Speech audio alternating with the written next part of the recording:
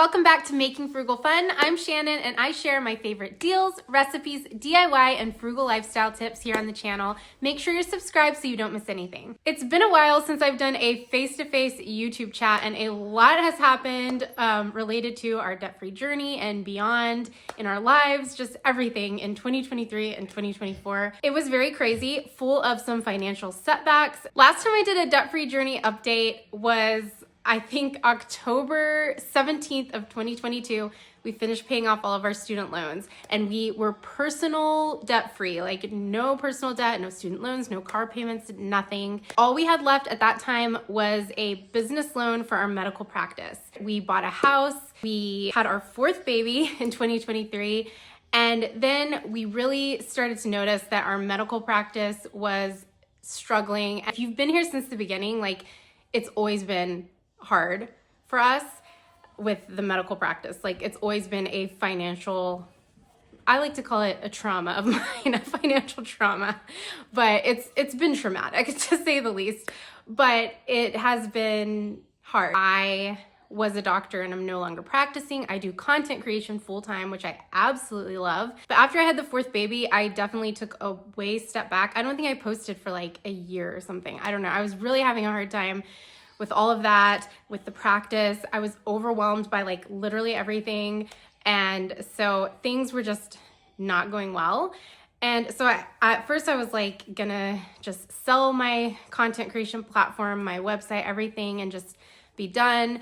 I was over it. And then I got a second wind once, the baby's 18 months now. All of that being said, we finally made the very difficult decision in May of 2024 to close our medical practice, and my husband got an amazing job with a larger physician group, and he's super happy, and I'm super happy because I don't have to manage the business, try to manage the business with 4 kids at home and manage my business and just like be stretched in a million different directions. It's nice to also have a predictable income, at least for one of us, because when we both had our own businesses, it was very difficult to manage the predictability of our income. But anyways, why am I telling you all of this stuff? It's because I want you to know that no financial journey, no debt-free journey is easy, and there are always going to be setbacks, and sometimes they are a year or 2 long financial setbacks. But we're back and we're pushing forward. Now that I've caught you up on where we are, I would love to help you guys get set and ready for the new year, get your finances ready.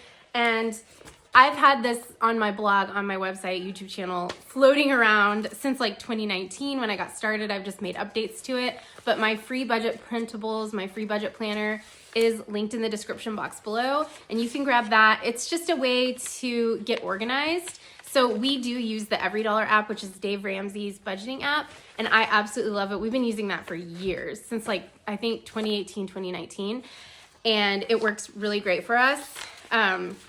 But whenever we were first getting started, definitely using paper, using cash envelopes, all of that is really helpful because digital is just hard. You don't have the tangible feeling of money leaving your hand and like actually seeing the money go away and knowing you don't have anything left in the grocery budget and like really seeing that. Whereas, when it's online, it's just like easy to overspend. My favorite part is definitely the Fix Your Finances checklist.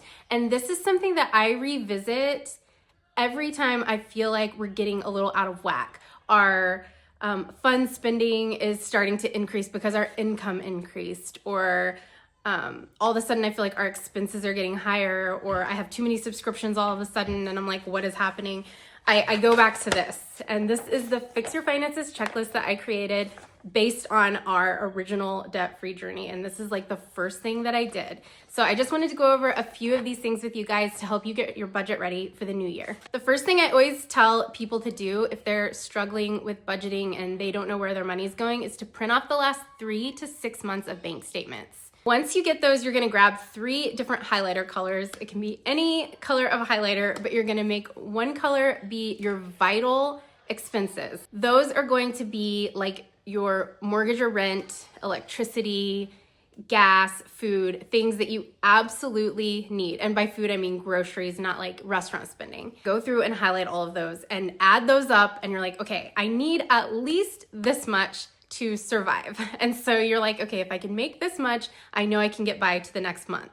Then you're gonna take a color for your important expenses. So these are things that like you could maybe pause or reduce, but that you need. So like, for example, health insurance, maybe there is a cheaper plan that you can find, or your life insurance policy, or medications, things like that. They're very important. Like you absolutely need those things, but there might be ways to get them for cheaper. Like car insurance, usually if you just switch providers, like from Allstate to State Farm or State Farm to Progressive, if you just give a call and you can get a cheaper rate, and you could save a few $100s a year just by switching. Your pause spending, this one is where you're going to save the most money and feel like you got a raise. So take that third color highlighter and go through and highlight everything that you absolutely do not need at all. If you lost your job today and you needed to cut something out, those things would be the first to go.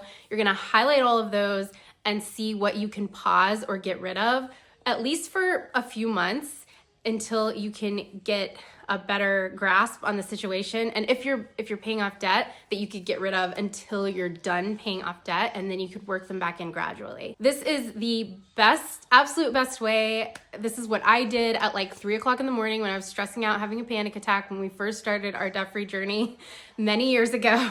I got in there, highlighted everything, broke everything into categories, and was like, okay, what can we get rid of?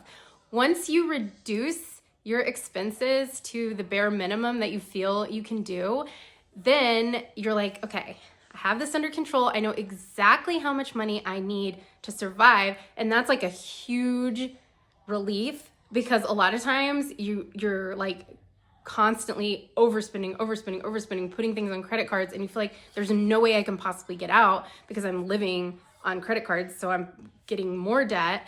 And so just knowing what the bare minimum is that you can budget on, then you can say, okay, is my job looking like it's gonna be able to support our lifestyle? Is our house too much? Do we need to make a move? Where can we cut back on our groceries like right away? Should we switch grocery stores to something cheaper? That kind of stuff. So you can see how you can reduce those vital and important expenses as well, but you can't really start making moves until you know what the situation is. And a lot of people are scared to even look. And that's where I'm telling you, you'll actually feel better once you do this. I really love in January a no spend month. So this goes with pausing your miscellaneous spending. If you can do like a no spend month and try to make it a fun game, basically, to not spend any extra, any discretionary fun spending for a whole month, it'll make you feel like, wow, I really can do that. And then you'll be motivated to keep doing that, or at least to cut way back to make more progress on your financial goals. Once you feel really comfortable with reducing your miscellaneous spending, that's when you can go and revisit your vital and important expenses, which I call these like the VIP, vital, important, and pause spending categories. Now that you have all of your spending reduced, you can start every month by planning ahead. So every single month you're doing a new budget. You're not like budgeting and this is your budget for the whole year and you're done.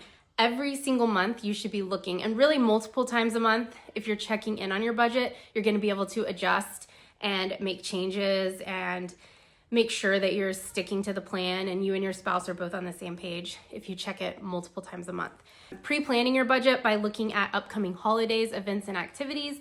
That's really important, especially if you have kids. Like for me right now, I'm already thinking about spring sports. Those registrations are usually due in January. So I'm gonna have to get the kids signed up for baseball and everything. And that's an expense I don't wanna forget about. And then of course they'll need probably new cleats and equipment because they grow so fast. So little things like that, if you're not budgeting and sitting down and planning, you forget about them. When you're reviewing your bank statements, you can also identify problem areas. Is food a big issue? Which honestly, that's how I came up with my frugal meal planner, because food is usually the biggest budget buster, because it's something that you need. Like, we all need to eat, but we don't necessarily need to spend what we're spending on at restaurants, fast food, or really just like buying things willy-nilly at the grocery store. And then creating a zero-based budget. So zero-based budgeting does not mean that you have $0 in your bank account. You'll usually want to have like a little buffer. One way that we got to that was we just totally paused our spending for about, I remember it was like 7 months before we started our debt-free journey, because we just wanted to pause everything, build up a little buffer in the account. And that way, like when you pay the rent and you like pay all those first of the month expenses, you're not drained with like literally nothing in your account. So let's say like every month your expenses are like $5,000, like all of your expenses, your rent, your groceries, your insurance payments, your tuition for private school, I don't know, whatever. Everything is $5,000. So maybe have like a $500 to $1,000 little buffer in your account so that once you pay everything, you still have money in there and you're not like accidentally overdrafting. Now you're ready to make your zero-based budget. And that just means, it doesn't mean you have $0 left at the end of the month. It means you have assigned something to every single dollar in your account, so that like if you do your spending, or if you do your income minus spending, it's zero at the end. And so like if you have $32 left over in your budget, you want to put that $32 somewhere. Is it going to go to debt? Is it going to go in a savings account? Are we going to invest it? Like, you should have a plan for every single dollar. And that is a zero-based budget. I do have videos where I go into more detail explaining the zero-based budget, and I'll link those below as well. Sometimes you do all of these things and analyze your bank account and your spending and everything, and you realize what you actually have is an income problem. And so to be able to pay off debt faster, you're going to want to get a side hustle, or maybe even this is a great time to change your job or your career. That's the great thing. Like, once you are budgeting consistently, you can identify what the actual problem is instead of just wondering like, oh, I don't make enough money. Well, maybe you do make enough money, but you're just not spending it well. Sometimes you will find out, yes, I do need to make more money to make our financial goals happen. At one point, I was going to start a podcast called Reinventing Income, where I talk about side hustle ideas and my experiences as a content creator and how to make money online, and interview other people that are also on this path of content creation and making money online, because I think it's just such a cool thing. And I am going to get back to that. That is also a goal for me in this new year. So how to make more money on the side or turn an online business into your career, that is coming. If you finally get to the point after all of this, you finally get to the point where you have extra money in your budget, which is what we want. Now you're going to apply that extra money to your goals, whether they are paying off debt, and you're going to list all your debts from smallest to largest and just start chucking money at the smallest debt. And that is, in my experience, that was so motivating, just seeing that small debt leave, and then now you're attacking the next one. I love the debt snowball method. I really think it works. It's really easy to go over this list and to do all of this once, but staying motivated is definitely the most difficult, because you're gonna get tired. You're gonna want to do a lot of fun things with your money instead of giving it to debt payments or savings, or whatever your financial goal is. Maybe you're saving for a down payment on a house, but you really would rather be taking a vacation or something like that.